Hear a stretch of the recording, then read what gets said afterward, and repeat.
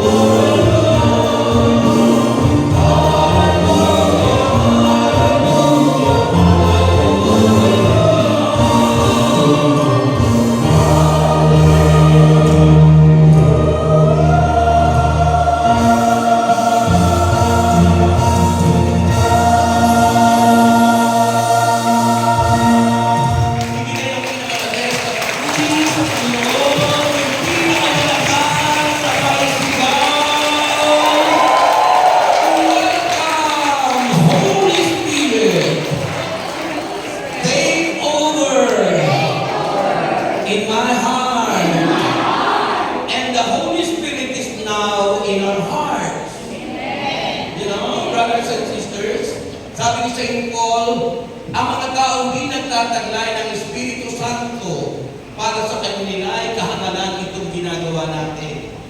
Pinagkakawalan tayo ng mga taong di nagtataglay ng Espiritu ng Diyos. Kaya makalag po tayo sapagkat ginawa niyang tahanan, templo ng Espiritu Santo ang ating mga puso. Wala akong kausap. Purihin ang Panginoon. Dalawang lakas mo.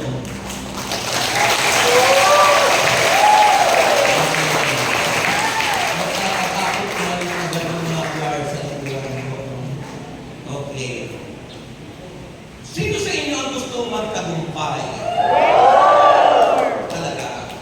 Ika natin ang aral ng Diyos. Deuteronomy chapter 29, verses 22 to 25. Pakinggan niyo po ito. Sabi ng Bible, makikita ng sabing lahing susunod sa akin at ng mga dayuhan mula sa malalayong bansa ang mabigat na parusa ni Yahweh. Makikita nila ang lupaing tinubog sa pamamagitan ng asupre at tinabunan ng asin. Kaya kahit damo ay hindi tumutubo roon, gaya ng nangyari sa Sodoma at Gomora. Atma at Sibuy, nang ibagsak niya rito ang kanyang matinding galit. At sasabihin ng lahat ng nakakakita nito, bakit pinuksan ni Yahweh ang bansang ito?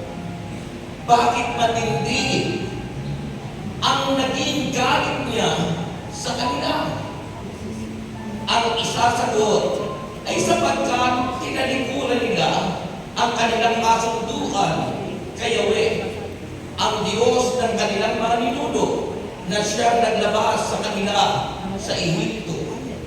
Sila ay naglingkod at sumamba sa mga Diyos-Diyosan.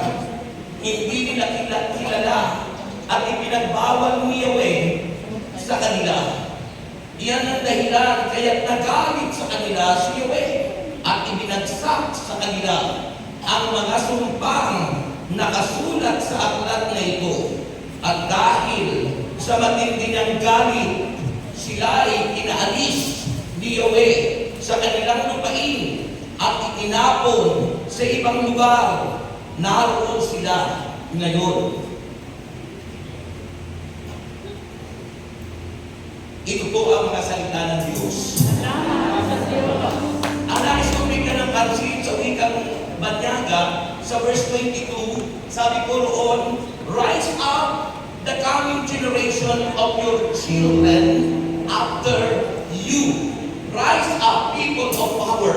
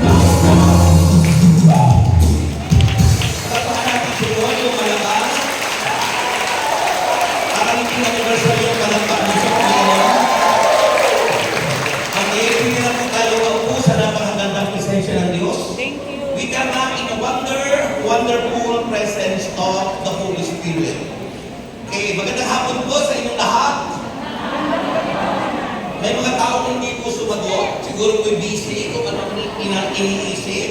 Kaya sayang po ang biyaya at sayang po sapagkat ang Diyos po ay tumitingin sa ating mga tugon, sa ating response. Ano?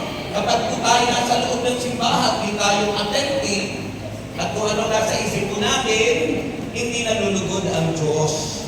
Kaya mahalaga po, this place is a holy place, this place is a worship place, kaya po dapat attentive. Ano ibig sabihin ng attentive? Nakikinig. At kung ano po ang tugon natin, malakas na sinasagot natin. Kaya ang aking magandang gabi po sa inyong lahat. Lahat po na sumagot, answered prayer. Yung mga pumalakpak po, may bonus pa yung kay Lord. Kasi po, kaya tayo hindi ng Panginoon ang kamay, hindi lang talaga gamitin sa pagkain, hindi lang gamitin sa kung anong bagay, kundi para sa pagpupuri kay El Shaddai. Nasusulat po yun sa 1 Corinto 6:19. Ang inyong katawan ay hindi talagang sa inyo, kundi ang ating katawan ay binili ng banal na dugo ni Kristo. Kaya sabi ron, kaya't gamitin nyo ang inyong katawan upang maparangalan ang Diyos. Gamitin nyo ngayon ang inyong katawan para maparangalan ang Diyos. Kasama nyo ng kamay, kasama nyo ng lahat-lahat sa buong iyong katawan. At sabihin nyo, praise the Lord. I am blessed. I am successful. I am victorious. I am more than conqueror. No one can defeat me. Because Jesus Christ is in me. Purihin siya. Bakit maraming tao hindi nagtatagumpay? Kasi mahalaga yung tinatawag paninindigan. Sabi doon sa ating inawit, rise up, people of power. Kanino tayo maninindigan? Yun ang naging problema ng mga taga-Israelita sa lupain ng Moab, na kung saan sila hindi nanindigan sa Diyos. Sa halip pinagpalit nila ang tunay na Diyos, kaya't nagalit si Yahweh. Wala akong kausap. Amen? Mahalaga po ang paninindigan. Kaya sabi po ng verse 22, according to English version ng Biblia, sabi doon, rise up. Panindigan. Tumayo. Sabi doon, rise up. The coming generation. Tayo po, belong to the coming generation. Sabi doon, of your children, sa aking mga anak, magiging mga anak. Kailangan tayo maninindigan. Rise up. Manindigan tayo. Stand up for Jesus. Manindigan tayo kay Kristo. At ang naninindigan kay Kristo, tinitiyak ko, magtatagumpay. Grabe po yung palakpak nyo sa Panginoon. Grabe po kako yung palakpak nyo sa Panginoon. Our topic, rise up for victory. Sabihin nyo, rise up for victory. Rise up for victory. Manindigan ka para sa inyong katagumpayan. Hanggang hindi tayo maninindigan para kay Kristo, hindi tayo magtatagumpay. Diba sabi ng John 15:5, we can do nothing without Him. Wala tayong magagawa kung tayo huwalay kay Jesus. Kaya dapat po ang paninindigan para kay Kristo. Para sa Diyos.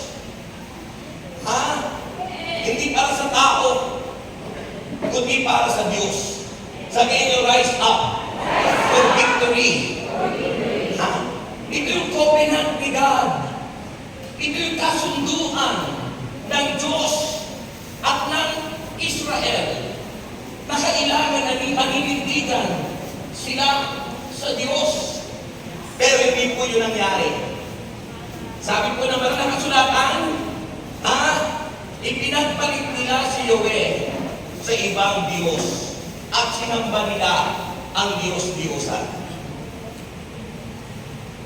Pag ang tao abala sa kayamanan, di ba nung last Sunday, di ba, ang topic po natin ay yung nagtatanong yung binatang mayaman kung ano ang kanyang dapat gawin para magkamit ng buhay na walang hanggan. Dapat gawin, because faith without action is dead. Patay po ang pananampalatayang hiwalay sa mga gawa. Hindi po totoo ang ikay sumampalataya lamang at maliligtas ka na. Dahil po si Satanas ay sumampalataya according to book o letter of St. James. Si Satanas ay sumasampalataya sa Diyos na nakatalpa, pero hindi siya naligtas. Sapagkat ang tunay na pananampalataya na niligtas ay pananampalataya may kalakip na gawa. Wala akong kausap. Amen po ba? So sabihin nyo, rise up. People of power. The first thing that we need to know, if you want to become successful in life, na itong magtagumpay is first letter of Christ, letter R. Sabi po ng verse 24 and 25, makinig kayo. Sabi po rito, at sasabihin ng lahat ng nakakita nito, bakit pinuksan ni Yahweh ang bansang ito? Bakit matindi ang naging galit niya sa kanila? Ang sagot, ang isa sagot ay, sapagkat tinalikuran nila ang kanilang kasunduan kay Yahweh. Ang Diyos ng kanilang mga ninuno na siyang naglabas sa kanila sa Ehipto. Pag tayo po'y tumatalikod sa kasunduan, hindi po tayo nagtatagumpay. Marami na pong nagbithi na magtagumpay, ngunit tayo po minsan ay naglanakaw sa Diyos. Diba yung ating covenant kay God, ibibigay natin yung ating tithes and offering, pero hindi natin na ibibigay. Wala akong kausap. Covenant po yun. Ha? So, tumalikod po sila sa kasunduan. Hindi sila nanindigan. Hindi nila pinanindigan yung kanilang pinagkasunduan ni Yahweh at ng mga Israelita. Kaya ano ang dapat nating gawin? Sabi po sa letter R, we must repent for all of our sins. Kailangan nilang magbalik loob sa Diyos. Maliban po na tayo magbalik loob sa Diyos. Maliban po na tayo magbalik loob, magsisi, tumalikod sa ating mga kasalanan. Yung po ang unang susi para tayo'y magtagumpay. Grabe po, parang mga walang kamay sila, ano? Nasaan niyo po.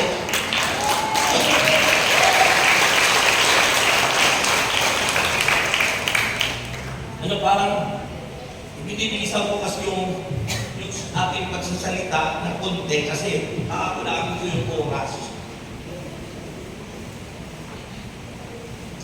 Kasi ang nakalagay ko ay hanggang 6:45.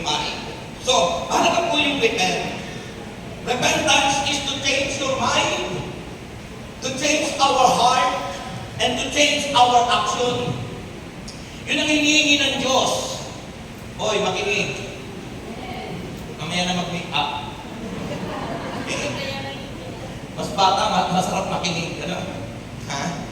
So, ang pagbabalik loob sa Diyos, repentance is to change our mind, magbago ang isip, to change our heart, and to change our action. Yun ang hinihingi ng Diyos sa bansang Israel at maging sa atin. Because we are in the new generation, tayo po yun. Kapag hindi po tayo nagbalik loob sa Diyos, hindi po tayo magtatagumpay. Yan mo yung sagot niyo. Sabi po ng Acts chapter 2, verse 38, makinig kayo, dito ang tingin. Dito po kayo tumingin. Kasi faith is coming by hearing, and hearing by the word of God, according to Romans 10, verse 17. Kaya tumatatag ang tao sa pananampalataya at lumalago dahil sa pakikinig, hindi ng chismis, pakikinig ng salita ng Diyos. Kung patuloy tayong makikinig ng salita ng Diyos, lalalim ang ating pananampalataya. Bababa ang ating pananampalataya at magbumunga ang ating pananampalataya. Isa po ba nakikilala ang isang tao? Kahit kasabihin mo, ay katoliko ako, Kristiyano ko, nagsisimba ako, pero nakikita sa bunga nga mo. Sa ugali natin. Kaya nga, ang repentance is to change, pagbabago ng isip, pagbabago ng puso, at pagbabago ng ginagawa, action. Sabi po ng Acts chapter 2 verse 38, and Peter said to them, repent and be baptized, every one of you in the name of Jesus Christ, for the forgiveness, para sa kapatawaran ng ating mga kasalanan, for the forgiveness of sin, and you will receive the gift of the Holy Spirit. Ano po ba yung bunga ng Espiritu o yung regalo ng Espiritu Santo? Ha? Yung ginagawa natin, ang pangangaral ay gift of the Spirit. Ang pananampalataya is a gift of the Holy Spirit. Bunga yun, regalo yun. Iba yung bunga. Pag may gift, may bunga. Ang fruit of the Spirit ay yung pag-ibig, kagalakan, kapayapaan, kahinahunan, kabutihan, kabaikan, katapatan, katyagaan, at pagtitigil sa sarili.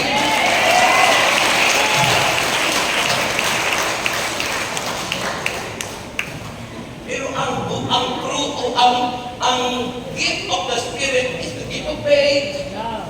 Ha? The gift of prophecy, prophesying yung pangangaral, the gift of healing, the gift of miracle, mga gift, mga regalo. Sabi nung kapag tayo nabaptize, nagsisi, tumalikod sa ating mga kasalanan, ay doon po dadaloy. Doon kikilos, paano makikilos yung Holy Spirit kung di tayo nagbabalik loob sa Diyos?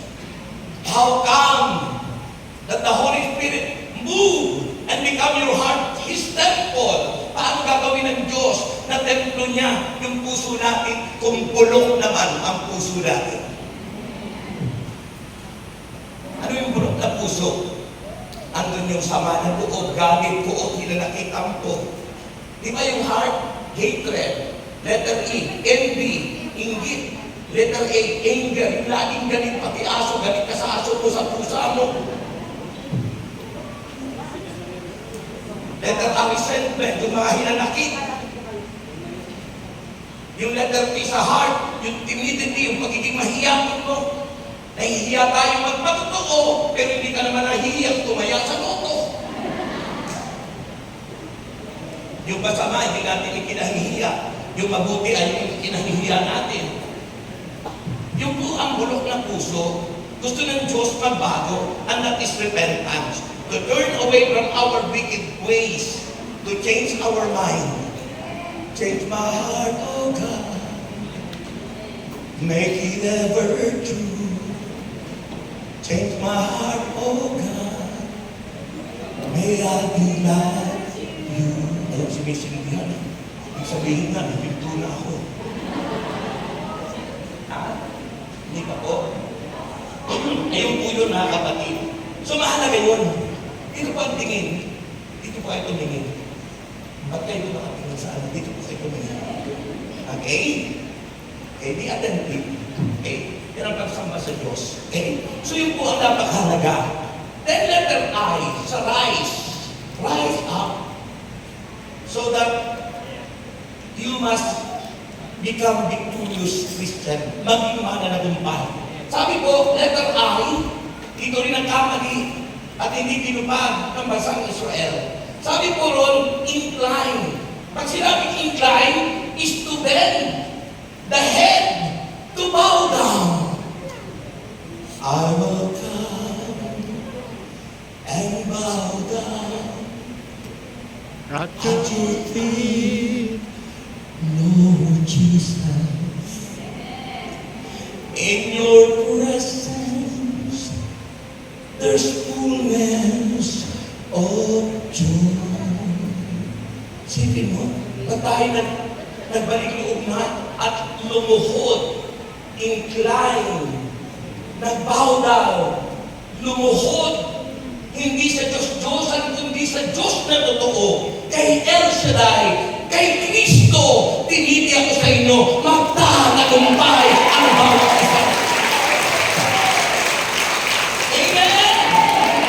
Incline to bend the head, to bow down, according to Psalm 95, verse 6 to 7. O come, let us worship and bow down.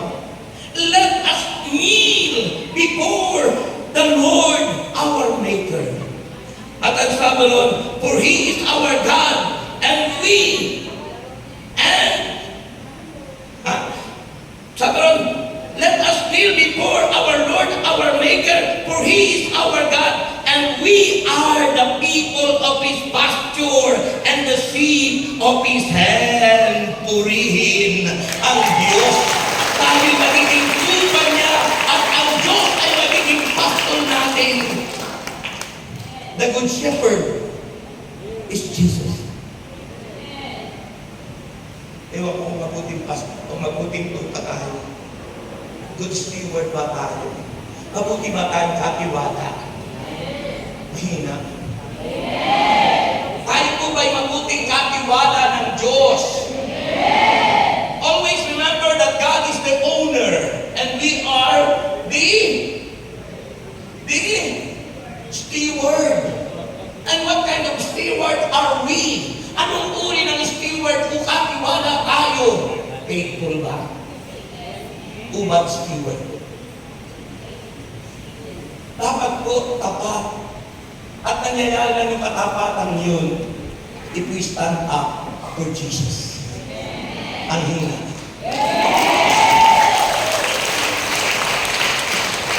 Amen? Wala tayo may pagmamalaki. Ang lahat ay may-ari ang Diyos. Buhay, kalakasan, everything that we receive from the Lord, the owner is God. At wala tayo may pagmamalaki. Bakit tayo nagmamalaki? Bakit tayo nagyayabang? Wala naman tayo may pagmamalaki. Pag namatay tayong lahat, bubukubad tayo. Kaya maganda mo, signature na mga damit ay may iwan mo. At lahat-lahat. At wala tayong madadala.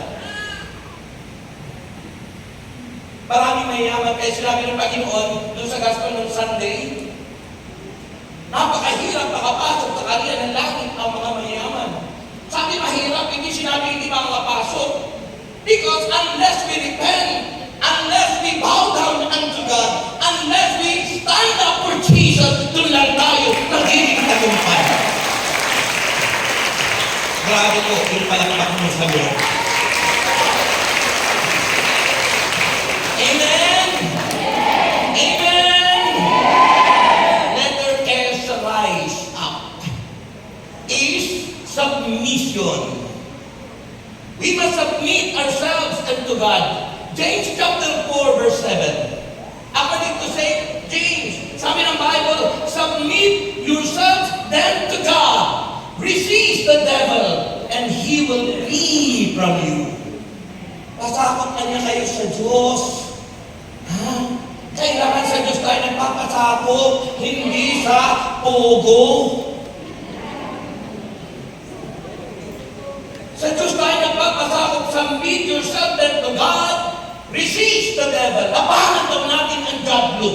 Paano ba tayo lalaban sa diablo? Huwag mong ipagmalaki yung kasamaan ng tao. I-reject mo yung kasamaan. Huwag mong akapin ang kasamaan. Sabi ko noon, bago ako nag-asawang muli, nangalinyarin po ako, nagkasala rin ako. Nagkasala rin ako sa una kong wife, doon sa una ko, nangalinyarin po ako. Dahil sabi doon sa Gospel ng Sunday, sa sagot ng Panginoon, sabi ng mayaman, ano po yung dapat kong gawin? Sabi ng Panginoon, binanggit ang lahat ng mga utos. Kasama doon yung wag kang makikiapid. Di ako po nakiapi din. Kasi hindi ko pa alam yung truth. Hindi pa ako naninindigan, hindi pa ako rise up unto Jesus. Pero nung natutunan ko po, ayun, iniyak ko lahat sa Diyos yun. At sinigurado ko naman, nung gumawa ko ng mga bagay na yun, sinigurado ko hindi ako magkakaanak sa labas. Dahil ako may kaagaw yung tunay na anak. Mga kapatid, yan po ang kasalanan. Nagagawa po natin yun if we don't stand up for Jesus. Kapag hindi tayo naninindigan kay Kristo, kapag tayo pininindigan ay ang alok ng sanlibutan na sinabi ni St. Paul sa letter of Paul to the Romans, chapter 12. Sabi ni St. Paul, huwag kayong umayon sa takbo ng mundo. Mag-iban kayo at magbago ng isip. Bakit magulo ang bansa natin? Bakit gumugulo? Dahil sa pugo. Dahil sa mga sugal, dahil sa mga bisyo, dahil sa kasamaan ng diablong yan. Pero tayo ng mga Kristiyano, sa halip na sabi ron, resist the devil, inaakap natin tayo at nagpapatronage. Tayo ang tumataya, tayo ang lahat. Ako, if you are true Christian, mga kapatid, kung tayo totoong Kristiyano, you must stand up for Jesus. Manindigan ka kay Kristo sa katotohanan because the truth will set you free. The truth will set you free. The truth will set you free. The truth will set you free. Ang katotohanan magpapalaya sa atin. Bakit inuna man Sodoma at Gomora, sabi po ng Bible? At nang halaman din na tumutubo dahil sabi ron, naging asin. It's because of sodomy sin. Ayan ang umiiral sa ngayon. Lalaki sa lalaki, babae sa babae, sa babae. Same-sex marriage. Salamat sa Toyota, hindi na sila nag-offer ng sponsorship doon sa mga ganun. Sapagkat that is not the will of God. Stand up for Jesus. Nanindigan tayo kay Kristo. Pag tayo nanindigan kay Kristo, napasakot kay Kristo, sabi ng submission is so important. Submit yourself unto God. Resist the devil and he will flee from you. Nang napasakot ako sa Diyos, lumayas yung demonyo sa buhay ko. Dahil sa buhay ko dati ako may sakit sa puso, may ulcer, may hepatitis, may arthritis, may kung ano-anong colitis, may ispat sa baga. Pero nung nanindigan tayo sa Diyos, because we know and we believe, sabi ng Bible, Exodus chapter 15 verse 26, I am the God that healeth thee. I am the Lord, your healer. Our healer is God. Ang tagapagpagaling sa atin ay ang Diyos, hindi ang Espiritista, hindi ang nagtatawag, hindi ang pakbakon. Ang Diyos ang nagpapagaling sa lahat ng uri ng sakit at kalamdaman. Eh, Kristiyano ka na, pero nagpapatawas ka. Kristiyano ka na, nagpapahula ka. Kristiyano ka na, kung ano-anong pinaghahawakan mo, hindi naman sa Diyos. Diyos-Diyosan yun. Kung may anting-anting ka, kung may tapal-tapal ka na kung anong pinaghahawakan mo na hindi panguntra, hindi tayo naninindigan sa Diyos yun. You are not standing for Jesus. And you are not obedient. Hindi ka marunong sumunod sa utos ng Diyos. At yun ang ikinagalit ni Yahweh sa mga Israelita. Kaya mahalaga ang submission. Nagpapasakot. Amen? Amen? Sabi ng Job chapter 22 verse 21, submit to God and be at peace. Kapag tayo sa Diyos napapasakot, may kapayapaan ka. Pag sa demonyo ka napasakop, wala kang kapayapaan. Kapag sa wedding ka napasakop, wala kang kapayapaan. Sapagkat iniisip mo, ano kayong tatama bukas?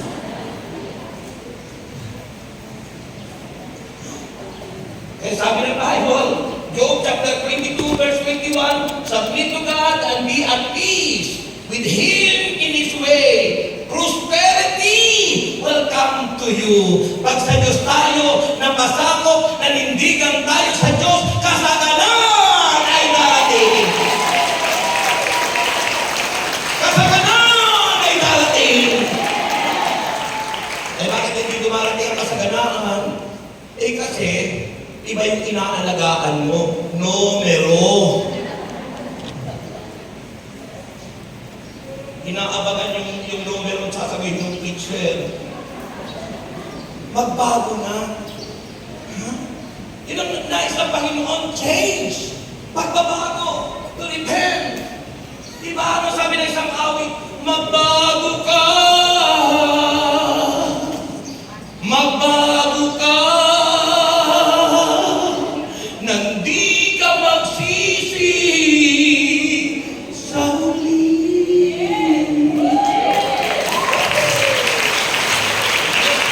Sabi mo sir, katabi magbago ka na. Laksan mo. Kalabitin mo. Kalabitin mo. Sabihin mo magbago ka. Nandi ka magsisi sa huli. Amen. Amen. And letter E. Surprise out. Kanino kayo nagtitiwala? Eh, di ba awit ng awit? Sa Panginoon Jesus, ako magtitiwala sa biyaya niya habang buhay ko ay may kanya. Kanino nagtitiwala talaga? Sabi natin minsan maawit tayo, I will praise you till I die. Hindi pa namatay, wala na. Pero ang pangako niya, I will praise you till I die. At sabi natin, ano umaawit tayo sa mga prayer meeting, di kita maipagpapalit sa anumang bagay dito sa daigdig. Pero pinagpapalit natin ang Diyos. Paano tayo magtatagumpay? Paano tayo maging successful? Paano tayo dadatnan ng sinasabing prosperity, blessing upon blessing, if we don't stand up for Jesus? Kung hindi tayo naninindigan para kay Jesus.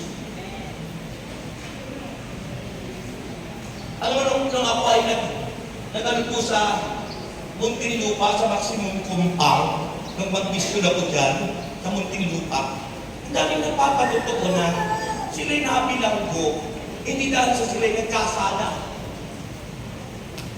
Sila'y nakulong dahil sa mga witness na sinungaling.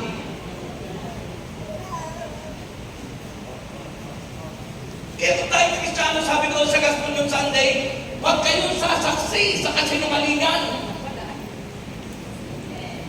Kaya hindi umuulan ng ating bayan kasi minsan nagtatakipan. At malapit na ang eleksyon, nagsisiraan na naman.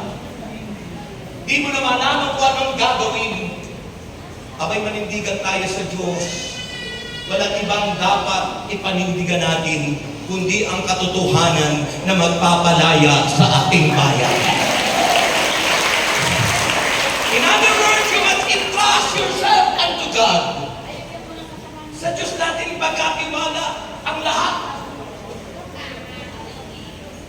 Sa letter E, sabi roon ng mga nakasulatan, entrust. Entrust, it means to commit to another with confidence. Tiwala. Itiwala mo kayo Commit to the Lord whatever you do, and your plans will succeed. According to sabi roon sa Proverbs 16 verse 3. Itiwala natin sa Diyos. Pag kayo nagtayo ng isang negosyo, itiwala nyo sa Diyos. Hindi doon sa Bombay. Dahil ang inasahan mo na agad ang puhunan mo galing sa Bombay, habang panahong Bombay ang iyong inaasahan. May nag-iisip pa, magninegosyo siya, pero anong inasahan niya? Kailangan tumama ako sa luto, magninegosyo na ako. Kailangan tatamaan sa luto para lang sa negosyo mo. Hindi ka magtatagumpay niyan. Umasa ka sa Diyos. Lahat ay gawin mo para sa Panginoon. Magtatagumpay ka sa lahat ng iyong gagawin. Commit to the Lord. Tiwala mo sa Diyos. Ang lahat ng gagawin mo. Commit to the Lord whatever you do. And your plans will succeed. Lahat ng plano mo magtatagumpay. Purihin ang Panginoon. Purihin ang Diyos. Amen! Sabi po naman nakasulatan, ang Luke chapter 16 verse 11, therefore, if you have not been faithful in the use of unrighteous wealth, who will entrust the true riches to you? Kung ikaw kanya ay hindi mo pagkakatiwalaan sa mga kayamanan sa mundong ito, eh paano pagkakatiwalaan ng Diyos sa tunay na kayamanan? Kung dito pa nga sa lupa, sa kayamanan ng mundo, hindi ka mapagkatiwalaan, asawa mo lang, eh hindi mo na pagkatiwalaan, ano kinuha pa ng iba? Alam mo, pag may asawa ka, sa iyo yung pinagkatiwala, hindi doon sa kumari mo, hindi doon sa kumpari mo. Pag pinagkatiwalaan ka ng asawa, baka mahalin mo, baka ingatan mo. Huwag mong ipapaagaw sa kumpari mo, kapatid. Entrust. Ipagkatiwala natin lahat yan sa Diyos. At initiate ko sa inyo yung pananahimik niyong yan, naliliwanagan kayo sa katotohanan at siya sasagana ang inyong mga buhay. So, nandun na yung rise. Yun na lang up. Ano yung you? Rise up. Ano yung you? Unload. Ano ibig sabihin ng unload? Sabi doon sa gospel noong Sunday, mabuti pa yung kamelyo nakakapasok sa butas ng karayom. Yung kamelyo, ang laki ng kamelyo. Pero sabi doon nakakapasok sa butas ng karayom. Ano ibig sabihin nun? Kasi po nung nasay na po sa Israel, yung pong pintuan ng Jerusalem, may malaking gate po yun. Pag sarado na po yun, may pintuang maliit. May pintuang maliit. Eh kung po lahat dadaan, yung kamelyo, paano makapapasok? Ay, ang laki na kinun. Ang gagawin, i-unload lahat ang kargada. Unload. Hanggat hindi natin ina-unload yung lahat ng kargada natin sa buhay, lahat ng yung inaasahan na against the will of God, hindi po tayo magtatagumpay. Kaya ang ginagawa ng kamelyo, may hawak, may ari ng kamelyo, ina-unload lahat. At pagkatapos pa yun, para makapasok yung kamelyo, luluhod pa yun, yung paa panuluhurin pa, para makapasok sa daan, doon sa pintuan na maliit, na ilalim tulad sa karayom. Anong ibig sabihin nun? Maliban na tayo mag-unload ng lahat ng inyong mga daladalahan, mga extra-curricular activities.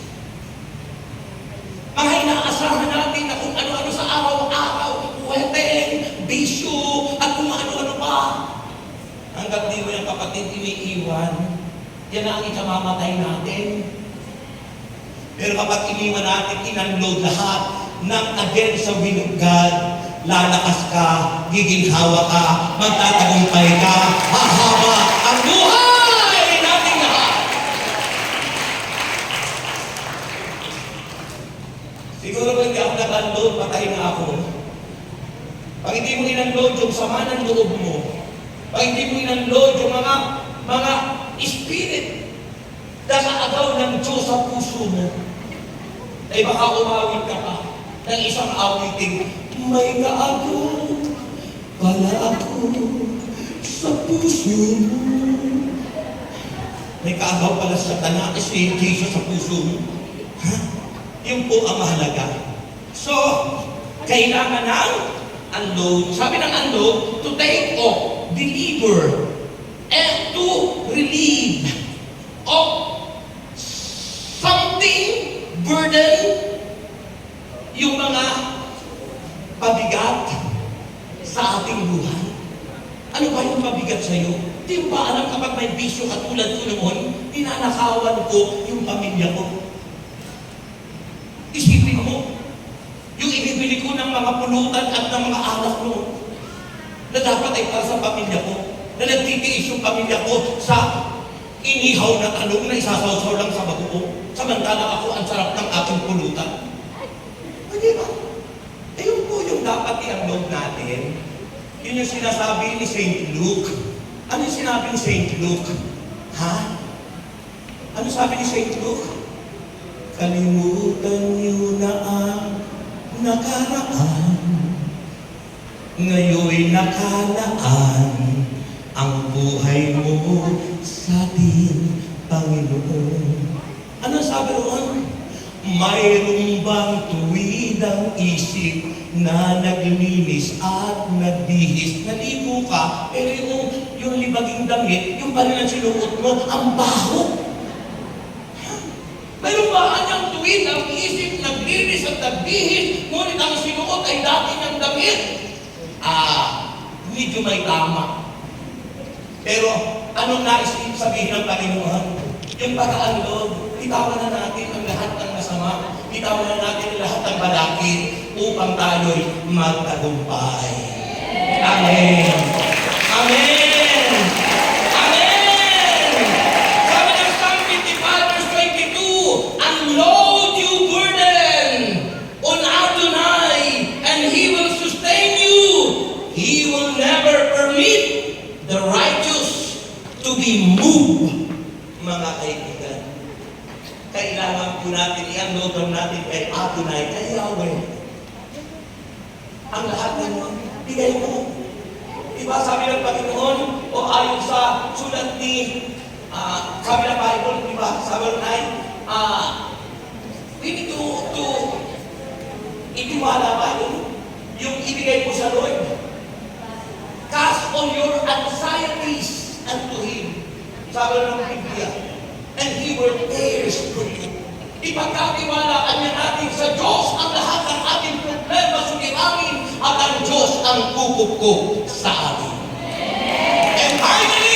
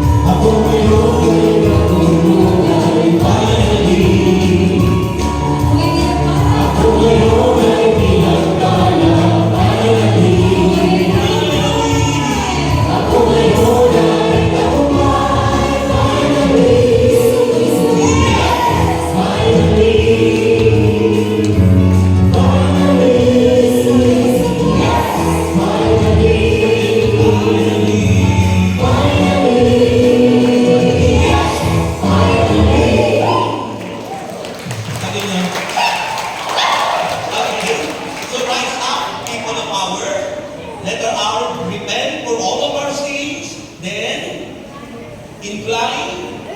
Ha? Kailangan yun. Incline, it means to bend the head, to bow down, and the next is submit. Kailangan pasakot tayo sa Diyos, hindi sa demonyo. Ha? And then, lagari, in trust. Ipagkatiwala natin sa Diyos ang buhay natin. Lahat ng gagawin, ipagkatiwala mo sa Diyos. Hindi sa kumbay. Okay? And, letter U, unload. Atin ang i-unload, alisin ang lahat ng balakid sa buhay natin. Yung bisyo, yung sama ng loob, lahat ng evil spirit sa ating puso. Unload it. And, letter P is pray always. Prayer is our life. That's not your duty. It is your life. Kapag ang tao hindi nagdadasal, wala kang buhay, kaya wala kang kabuhay-buhay. That is our energy. Kung walang energy, hindi tayo mabubuhay. Kaya ang prayer, ang panalangin ay buhay natin. Kaya ang tao hindi nagdadasal, hindi Kristiyano yan. Dahil ang totoong Kristiyano, buhay niya ang pananalangin. Buhay niya ang pagdarasal. Iyan po ang letter P sa huli para tayo magtagumpay. Rise after victory. Sabi ng 1 Thessalonians chapter 5, verse 16 to 18, rejoice in the Lord always. Pray without ceasing. Give thanks in all circumstances. For this is the will of God in Christ Jesus for you. Amen. Amen po. Ito po ang nais ng Diyos para sa akin. Dati po hindi ako nagdarasal. Dati ako nagsasayang tapos lang. Sa kalaman na tutulog ako. Pero nung ako naging anak ni El Shaddai, pag hindi ako nakapagdasal at nakalimutan ko, binabagungot ako. Nagigising ako ng madaling araw. Dahil ang pagdarasal ay buhay natin. At ang tao hindi nagdarasal, hindi magtatagumpay. Ang negosyo mo'y babagsak kapag hindi ka nagdarasal. Ha? Baka mamaya hiwalayan ka pa ng asawa mo kasi hindi ka nagdarasal. Ipagdasal natin ang ating buong pamilya. Ipagdasal natin ang ating asawa. Ipagdasal natin ang lahat ng ating kasambahay. At pag kayo nagdarasal lagi, giginhawa, magtatagumpay, gaganda, gugwapo ka, at sasagana ang iyong pananampalataya. Kaya sabi ng mga sister, ako galing sa Korea, South Korea nung nakaraan, 10 days po ako, 10 days mission power explosion. Alam niyo, sabi niya, Brother Rex, ilang taong ka na ba? Sabi ko, 69. Oh, 69 ka na? Akala ko 29 ka pa lang. O sige mo, pinagkakamahan. Sapagat pag tayo lagi nagdadasal at tayo naninindigan kay Kristo, yung lahat ng yung rise up, yung ating didiscuss ngayon, magtatagumpay ka, giginhawa ka, gaganda ka, sasagana ka, at gugwapo, kung ikaw ay lalaki, gugwapo ka, at gaganda ang buhay. Kakakamay. Kakakamay. Huwag kayo mahigit tumaas ang kamay. Hindi mo malakas ang kamay. Taas po na mataas na mataas. Just close your eyes. Just close your eyes. Ito na lang ang ating katahin, manalig ka lang. Kasi wala na tayong oras. Manalig ka lang, kapatid. Manalig ka lang. At pagkatapos na gawain ito, tagumpay ka na. Manalig ka lang. Manalig ka lang, kapatid. Hallelujah. Siya ay hira.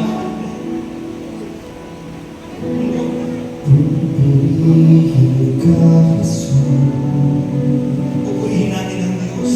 Diyos at nagpapagin. Amen.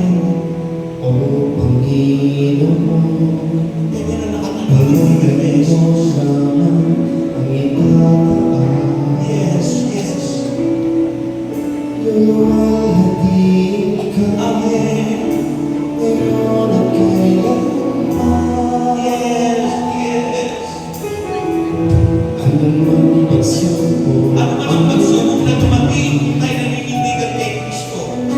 Sa katampanan. Amen.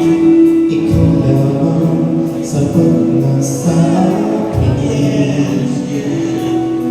Pangako ka ng mga pangako mo sa akin. Raise up your hand. Kung bakit ka lang sa kanyang mga kamay ay huwag kang bigman. Magliliwanag ulit, dilim ang amin, at sa iyong pusong pag-asa'y iindig. Come on, raise up your hands, brothers and sisters. Itaas mo na mataas. It's a sign of surrendering to God. It's a sign of being humble before God. Sambahin ka, O Panginoon.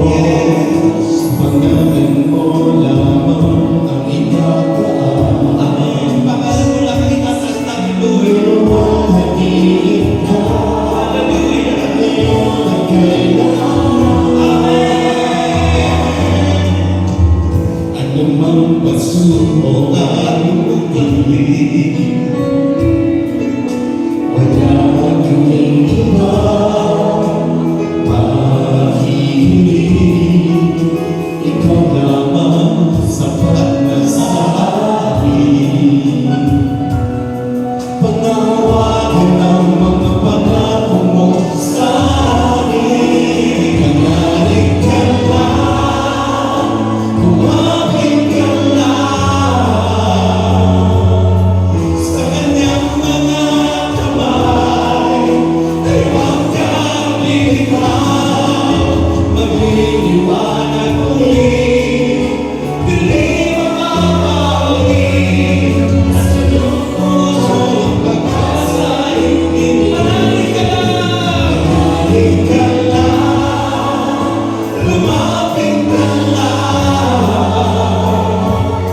sa kanyang mga kamay. Ay huwag kang bigman, magliliwanag ulit, dilim ang mamahalin, at sa iyong puso ang pag-asa'y manalig ka lang, lumapit ka lang sa kanyang mga kamay. Ay huwag kang bitaw, magliliwanag ulit, dilim ang mamahalin, at sa iyong puso pag-asa'y tumibig sa iyong buhay. At sa iyong buhay ang pag-asa'y tumibig. At sa iyong buhay, at sa iyong buhay ang pag-asa'y tumibig. Ating ang kamay sa ulo. And let's pray. Let's feel the presence of the Lord. In worship, there's healing. In listening to the word, there is power. And I know God is moving right now. He is doing something good in your life. Alam na alam ng Diyos ang ating mga dinarating. Alam na alam ng Panginoon kung ano yung problema at sulira. And I know God is moving right now. He's doing something good in your life. He's the healer. He's the great healer and provider. You receive Him. I am the God. He's the God that healeth thee. Receive the power, healing, deliverance. Siya ay kiralahan na siya. Rabay kiralahan na. Yes. Ang ginto kapatid, ang kagalingan, ang kalayaan. Declare. Declare that there is healing and deliverance. You are the God. You are the God that healeth me. You are the Lord, my healer. You send your words and heal my disease. You are the Lord, my healer. I am the God. I am the God that healeth thee. I am the Lord, your healer. You send your word and heal my disease. You are the Lord, my healer. Now let's have the song softly. Continue the instrument, please. And then we know God is there. He is gently moving in your heart. Hinahapos ka niya mula ulo ng talampakan. Pinagagalingan yung sakit at yung karamdaman. It is by faith that you receive healing and deliverance. It is the power of the word. It is the power of the name of Jesus Christ. And in the name of Jesus Christ, sinasabay ko lahat ng uri ng sakit at karamdaman. Sinasabay ko sa apoy ng impyerno lahat ng uri ng sakit sa pangalan ni Jesus na taga Nazaret. Ang hinahati ko, Panginoon, ang pagdalo ng iyong kapangyarihan mula ulo hanggang talampakan. Receive the healing power. Be healed in the name of Jesus. Be healed. Be healed in the name of Jesus Christ. Be healed in Jesus' name. Claim it by your faith. Claim it in the name of Jesus Christ. Claim it in the name of Jesus. And claim by the power of the Holy Spirit. Be healed. Be healed. Be healed. Be healed. Be healed. Be healed in Jesus' name. The Lord covered us with your precious blood. Make us holy and worthy, Lord God. And we know we become holy because of your body and blood that we receive every time that we take the communion, Lord. Because we believe that it is you, Lord. Ikaw yun, Panginoon. Kaya, Panginoon, inakinap ko namin na kami lahat ay tagumpay na. Na kami lahat ay magaling na. Na kami lahat ay pinagpala mo na. Sa pangalan ni Jesus, nasa kamay, palakpak ng malakas. Malakas, sabihin ko yun. I am healed. I am healed. I am strong. I am rich. I am strong. I am more than conqueror. I am good health. In Jesus' name. Anong sagot? Pumihit palakpakan si Lord. Taas natin ang prayer request. Taas na bayan mo mamaya na. Taas na. Taas na po yung prayer request kasi sobra na po tayo sa oras. Taas nyo na po. Patibag, panyo, asilangis, Biblia, wallet, blood passport, papeles. Taas po natin. Ama namin Diyos na makapangyarihan, magbasa na mga bagay na ito, panyo, asilangis, Biblia, wallet, blood passport, papeles. At ginamit po namin kami lahat ay answered prayer. Sa amin po mga offerings na ito'y babalik po ng ibang pagpapala, hindi na tumaapaw. Nag-declare, Lord God, the power and the anointing. Huwag po kayo aalis sapagkat mahalaga yung susunod ang Eucharistia. Kaya po tayo umawit ng isa para po sa collection ng inyong mga prayer request. May the Lord God bless us